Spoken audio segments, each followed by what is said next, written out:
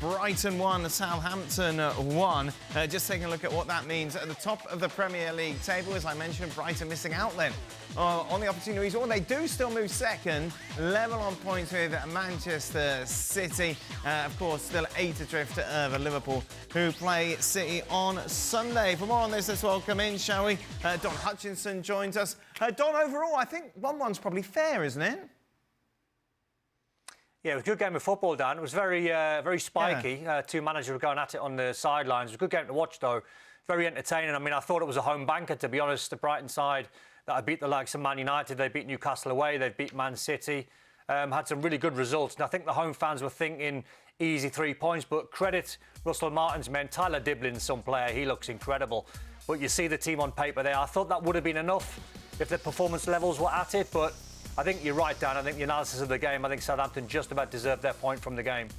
Yeah, once Brighton opened the scoring track, you thought, right, here we go, given what we've seen from Southampton this season. But I suppose that's what stops them becoming a team that's going to be competing, really, at the end of the day, for a place in Europe, is like these sort of drop points. Yeah, and I think this is a big 2 points at home to Southampton. I thought Southampton were a little bit poor in the first half, continued to try to build out to the back. It just didn't seem to be in their wheelhouse in the first 45. I expected Brighton to take more advantage of that. Yes, they got themselves into the lead in the first 45. Downs, in all honesty, certainly the home crowd were thinking he should have seen red before he scored. Once he did, he was taken off soon after. And then, in all honesty, the second half was far more even than I expected, certainly from what you saw in the first half.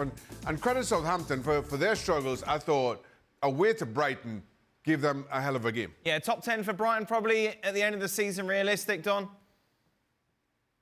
Oh, higher, yeah. I mean, I think they should be pushing for top 6. I think they're capable. I think top 4's out of their reach, only just because they're an exciting side. But I think they'll be aiming higher than 10th. I think if they can try and get into 6, 7, 8, I think that would be a fantastic return in Hürzeler's first season. But yeah, since De Zerbi left, the transition's been quite smooth. They play good football, got really good players. He's improving players all the time. They're a very young side as well, so very easy on the eye to watch. Brighton, quite impressive side they are.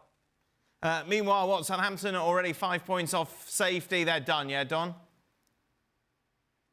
I think so. I just think that they're not good enough, Dan. Sometimes you get a team that comes up from the Championship, and sometimes when you're being brutally honest, and it's no bad thing, but you come up, the investment hasn't been amazing. He's been very loyal with the players that brought them up from the Championship into the Premier League, and you do look at it and you think they're just not good enough. It's no slight on them. It's no dig at Southampton. They're going to have to put some run together because you're starting to see a league table that's taking a bit of shape, and you see them down on 5 points.